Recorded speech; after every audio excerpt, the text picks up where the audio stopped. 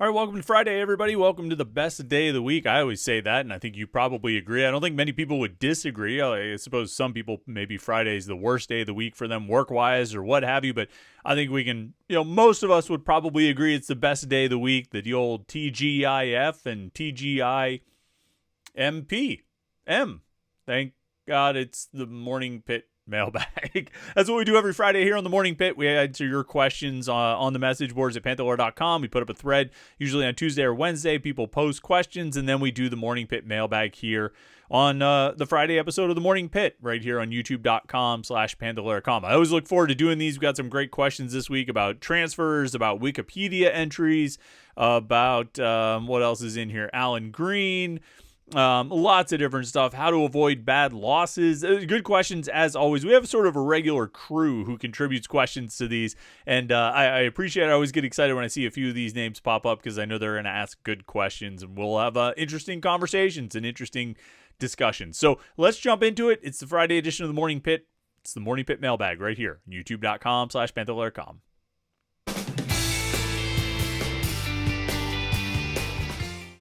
There was a guy yesterday who commented on our video where we talk about Angelo Renda committing to Pitt, Pitt's first commitment in the class of 2026. Some of the most newsworthy stuff we've talked about probably so far in 2025 here on the Morning Pit. And a guy commented and said he makes it about 3 minutes and then turns it off because he's asked himself what he's doing with his life.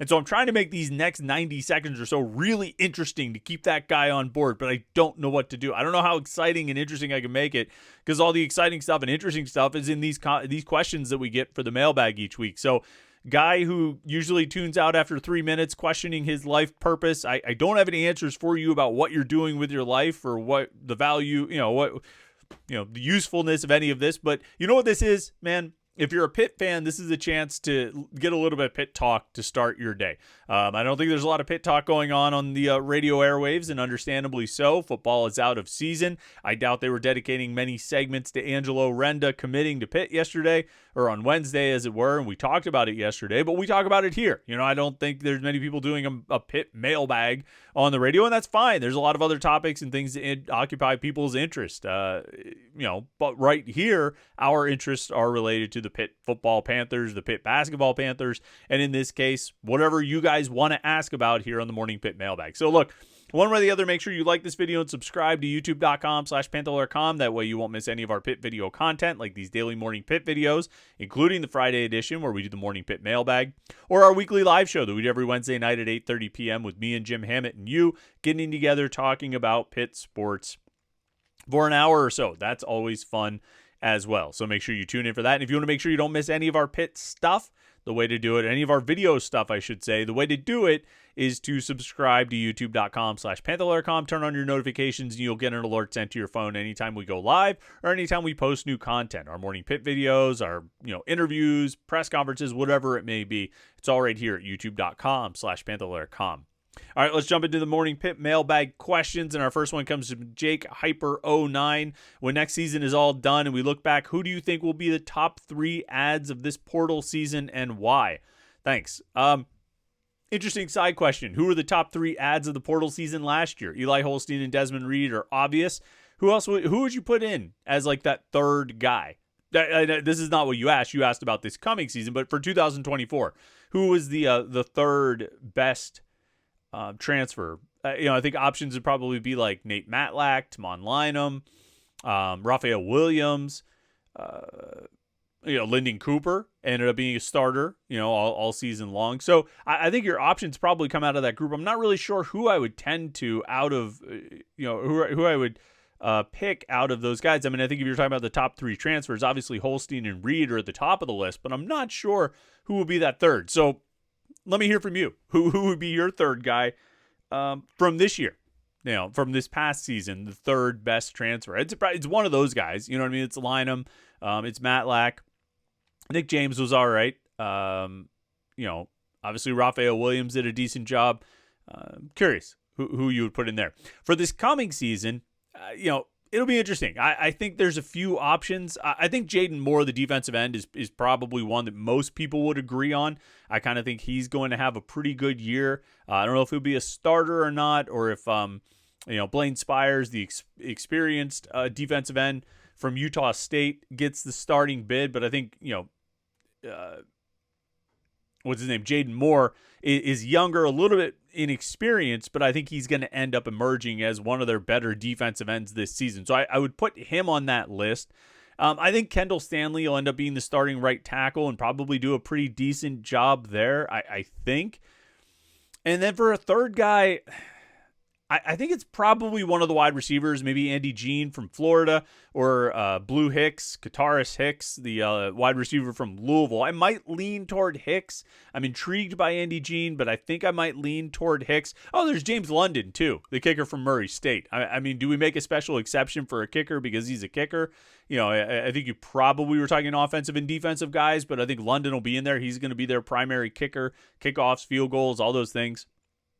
And so he's gonna have a prominent role. But if I had to pick three offense defense guys, I would probably go Jaden Moore, Kendall Stanley, and then one of those receivers, either Andy Jean or Kataris Hicks, are probably the two that I'm most intrigued by, that I think will be the best and have the most impact this coming season. So I guess I would pick those guys. It's going to be interesting to see how many of the transfers end up in the starting lineup. I mean, this past year, like I said, I just went through the list, like Holstein, Reed, Cooper, Williams, all, 4 new transfers all ended up in the starting lineup. Nick James started some games. I don't think he started all of them, but he started. I think you would call him a starter at defensive tackle. Nate Matlack, obviously a starter at defensive end. But I think that was it on defense in terms of starters who came to Pitt out of the transfer portal. So that's 2 on defense, 4 on offense. I think this year you're looking at one of the receivers. We'll see who it is, because you're going to have Kenny Johnson and Raphael Williams back. So, I mean, those guys are going to be starters. I think one transfer receiver ends up in the starting lineup. I think 2 of the offensive linemen, Kendall Stanley and Keith Gouveia from Richmond, will probably both end up in the starting lineup. I'm kind of trending towards Stanley as being the better of the 2 options. But I think, so a receiver, 2 offensive linemen, and then on defense, I think you'll get a starting defensive end out of the portal. Whether it's Jaden Moore, like I mentioned, or Joey Zielinski or Blaine Spires. Spires and Zielinski are a little bit older, more experienced guys. And so they, would probably be more likely, I would guess. But I think you'll get one defensive end as a starter there. Maybe a corner. I'll be interested to see if Rashawn Murray gets a starting job at corner. I kind of don't think he will. I think it'll be Rashad Battle and Tamon Lynam. But obviously there's an opportunity there after Rylan Gandy went into the portal. And then at safety, I think Javon McIntyre and Cruz Brookins will be your top 2 guys. I think Jesse Anderson will be in that mix. I think they like Allen Bryan a lot. And then they brought in Kavir Baines from UC Davis, and he's going to be in the mix. I don't know if he'll necessarily be a starter, but I think he'll be in the mix a lot. So, I already lost count of what we were talking about. 2 offensive linemen, a receiver, a defensive end.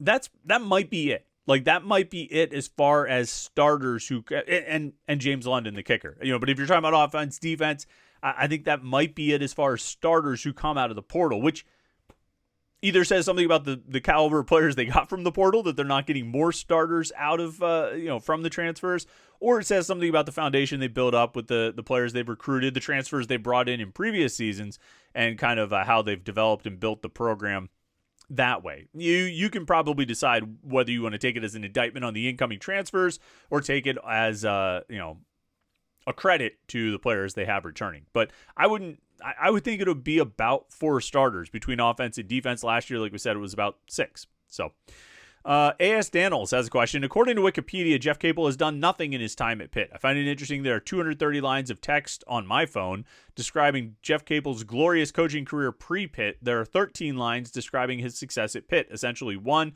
he replaced Kevin Stallings. 2, he was ACC Coach of the Year at Pitt. That's it.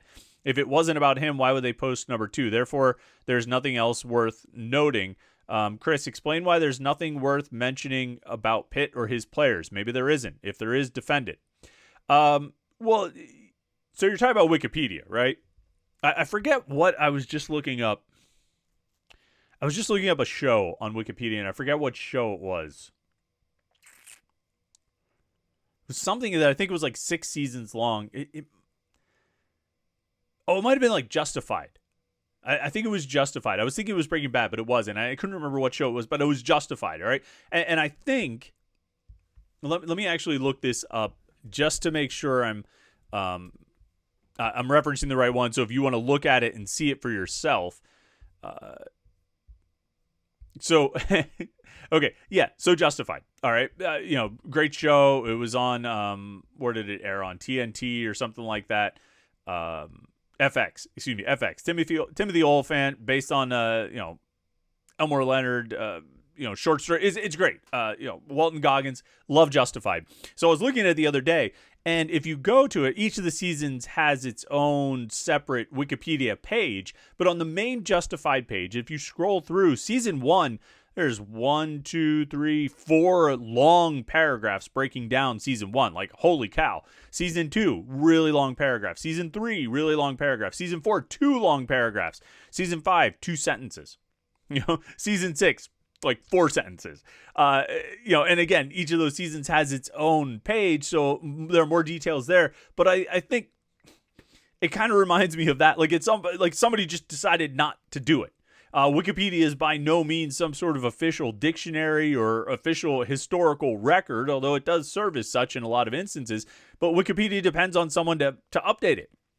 So A.S. Daniels, if you want to give a comprehensive overview of Jeff Capel's time at Pitt, which I think would be helpful and useful and informative, by all means, write one up and submit it to Wikipedia to add more info.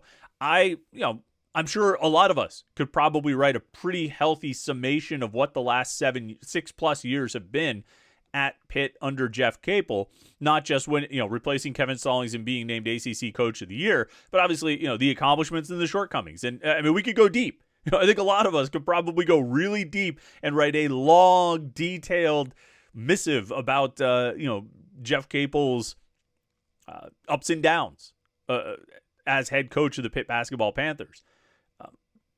But I'm not doing it, and I suspect you're not doing it. And I think most people, obviously, nobody's decided to do it yet. So Wikipedia depends on its strength is based on the strength of its contributors. And if nobody contributes, then that's that. Nobody wanted to write more than 2 sentences about Justified Season 5. Nobody wanted to write more than 4 sentences about Justified Season 6 on the main Justified Wikipedia page. If somebody wrote it and it was vetted and it seemed to be accurate information, I'm sure it would be posted. So your question of why has nobody written more, why is Jeff Capel's Pitt bio so short on Wikipedia? It's because nobody's written one. And I don't really have time to do it, but if you want to do it, go for it. The worst that can happen is it can be adjusted and corrected or edited and deleted altogether if it's not up to the community standards or what have you.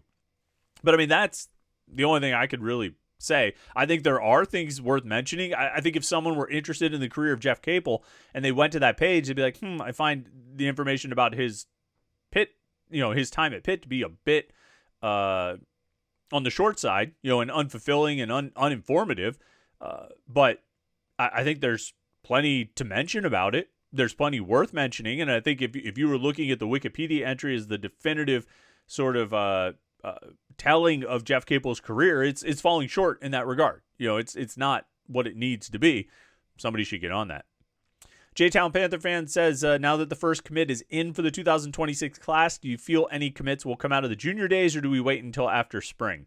Yeah, I was thinking about this. They had a lot of guys over the last 2 weekends come in and take visits. They had a junior day each of the last 2 Saturdays. They had a lot of guys, like more than 30 offered recruits, including guys who got offers during the junior days. I don't know if we'll see any of them commit right now, but a lot of them, particularly the top targets who visited, all said they plan to return for spring camp, a spring camp visit. I think my guess, and I don't have any direct insight on this, but my guess after talking to some of the recruits and just kind of getting the lay of things, my guess is it'll be quiet for a while, and then they'll start visiting in the spring, and you'll see a few more commitments come out there. And I wouldn't be surprised if they end up, by the end of May or the end of April, even having 4 commitments or something, 5 commitments. That's like, don't hold me to that when it's April 30th or May 31st. Be like, Chris, you said there would be 5 commitments and they only have 4, or something, or they only have 2, or they lost the one guy they had, or something. I'm just saying, like, it sort of feels like it could trend in that direction. Then you head into June with something approaching half a dozen commitments, and then you get a whole bunch in June, the standard sort of way this goes. But I would guess that we won't see any more commitments until you start getting into the spring visits. I could be surprised, though. I wouldn't have guessed that there'd be a commitment this week, so you never know when a surprise could come. Zenmeister 1992 says, I was going to ask about possible commitments for the 2026 recruiting class, but Angelo Renda made that kind of null. What are your opinions on possibly having more of a football-centric governing body to govern over college football? Everyone talks of Nick Saban, for example, as a commissioner of college football. I'm just not sure how much power that person would have when the court systems we have are getting involved, etc. I mean, I think there does need to be a governing body.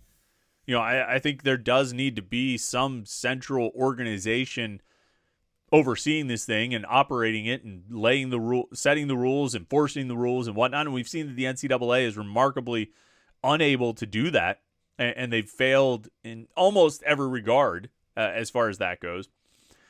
So, I mean, they do need something, but, you'd like, or I'd like to still keep it under some kind of collegiate sports governing body. You know, even if it's just a governing body that sort of handles football, I'd like to keep it under the NCAA umbrella, for whatever that means anymore. And yeah, you have courts getting involved, but I mean, that's getting involved in terms of labor and, antitrust and things like that. I think in terms of governing the sport itself, yeah, some strong centralized leadership would be good. It's all a question of how much control and power the conferences are willing to give up, and the conference commissioners are willing to cede to a central governing body. Are they willing to go for it? And if they do go for it, does that mean they're just pulling the strings behind the scenes anyway? Let's see. CB Brady 1 says, hi, Chris. Now that Alan Green has had some time here, what have you heard about changes he is making in the athletic department? His time at Tennessee and Auburn certainly influenced Chancellor Gable's decision to hire him, but have you heard how he is making an impact here given our admittedly smaller athletic budget compared to his previous departments? Not anything like specific. I know it's been mostly positive reviews that I've heard from people, even going back to the first month or two on the job. A lot of people felt like it was, sometimes when you have a new boss come in, and the old boss was there for 7 or 8 years, a new voice, a new sort of direction, a new sort of leadership style can be a breath of fresh air. And that's what a lot of people have said. Yeah, it's just a breath of fresh air. It's just nice having a new voice. It's just nice having someone different in here, just kind of leading. Haven't heard much about specific things, but I think a lot of the challenges and questions and concerns that we had dating back to the summer, in the aftermath of the House settlement, of how it's going to affect Pitt, affect the athletic departments, administrative, layoffs, programs getting cut, things like that. I mean, those questions are all still on the table. The revenue sharing is a great idea, but it's coming out of largely the same budget that they had in previous years when they didn't have revenue sharing, which means you have to find a way to carve out $20 million, give or take, depending on how you can twist the numbers. And to do that, unless you can raise an extra $20 million or get $20 more million coming in, you've got to carve it out of the budget you already have. And so those are the challenges and the big decisions facing Alan Green and others higher ups at Pitt. And it's not easy. He's got some tough decisions to make, and I think we'll see those kind of come to light over the next few months. Spenges says, please explain how exactly a coach would best ensure not losing a potential bad loss game. It gets brought up here a lot, but I don't see how it's actionable in any way. I mean, there's no okay, well, you have to do this, you have to do that, you have to do that. I mean, there's some basic things. I mean, football, all right. First of all, let's define bad loss. What's a bad loss? It's losing a game that you should win, right? A bad loss is losing a game that you should win. And some losses are worse than others. There are bad losses. There are worse losses. There are worst losses. It's hard to say that there are good losses, but there are some losses that are not as bad as others. Now, typically, when you talk about a game you should win, we're talking about a talent disparity, or some other set of circumstances that put you in position where you should win that game. And so if you're in a position, let's say it's a talent disparity, you know what I mean? Let's say it's, a very good team playing against a not very good team. Well, how is that not very good team where does their path to victory come from? To get an upset win, what are some of the things that need to happen? Turnovers, right? If we're talking about football, turnovers. If the very good team commits a couple of untimely turnovers, it can create an opportunity and open a door for the not very good team to maybe sneak up and pull an upset. Mistakes, uncharacteristic mistakes, egregious mistakes that the not very good team is able to capitalize on. So, you could start there and say avoiding the bad losses is about avoiding, the mistakes and avoiding, those things that sort of narrow the gap, or they can render the talent disparity, neutralize it a little bit, almost not render it moot, but almost kind of neutralize it. I think you're still, particularly in college sports, you're talking about 18 to 21-year-olds, 22-year-olds, young men who, or young women, if we're talking about women's basketball or volleyball or whatever it might be. And inevitably there's a psychology there that if you think you're playing a team you should beat, or you think you're playing a team that's not as good as you might get a little bit looser than you should be. You might not be quite as focused on all the details as you should. So I think that's another thing to emphasize. If you are a coach, you need to make sure that your players understand the gravity of the situation, the very real possibility that they could lose this game despite feeling like they should win it, despite feeling like they are the superior team. So that's another element. But in terms of how do you avoid a bad loss, you minimize those things, largely the mistakes, which create an opportunity for a team to upset you. You know what I mean? Like if you're playing against Western Michigan, if you're playing against Toledo, if you are Pitt, if you are Clemson and you are playing Pitt, Deshaun Watson threw for 6,000 yards in that game, but he also had multiple interceptions. Critical interceptions, like 2 in the end zone, right? Or right down near the end zone. It's that kind of mistake. What you're really asking is what are the ingredients of an upset? Like, how do you get an upset? Okay, well, then you look at that from the flip side of how do you avoid an upset? You avoid those mistakes. You avoid doing the things that create an opportunity for the other team to mount an upset. That's the closest thing to an actionable roadmap for avoiding a bad loss. And that's probably an unsatisfactory answer, but it's the best I got. All right, last one here. TsyRek. I've never known how to pronounce your username. I always sort of said it like Tyrek or Tsyrek or whatever it is. It says, I think we need a salary cap for NIL. What's your thoughts on that helping or not? Yeah, but the hard thing is I think you'd run into, if not an antitrust, I don't think it's antitrust. It's you're limiting an individual's earning power, right? If you think about NIL at its sort of most naive definition, its purest definition, you're getting money for the use of your name, image, and likeness, right? An advertising opportunity, a sponsorship opportunity, something like that. And I think it's really hard to put a law down or a rule or a regulation on how much you can make off of yourself. Yeah, like if Jeremiah Smith is able to put his face on every Dodge dealership from Columbus to Cleveland, who are we to limit it? Who are you to limit it? Now where I think you can maybe get some control is being a little more strict about what that looks like. Like I said, the purest or most naive definition of NIL, trying to adhere to that as much as possible is probably the biggest regulation that could be put in place about NIL. You need real documentation that something is being done.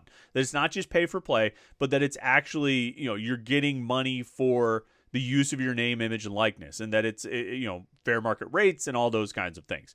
But I don't think you can really, it's hard. And actually, Jeremiah Smith, it could be from Cincinnati to Cleveland. I don't think you need to stop it at Columbus. I don't think you can put a regulation that limits someone's earning power, it limits what someone's able to earn from their name, image, and likeness. I just don't think you can do it. And I don't think you should.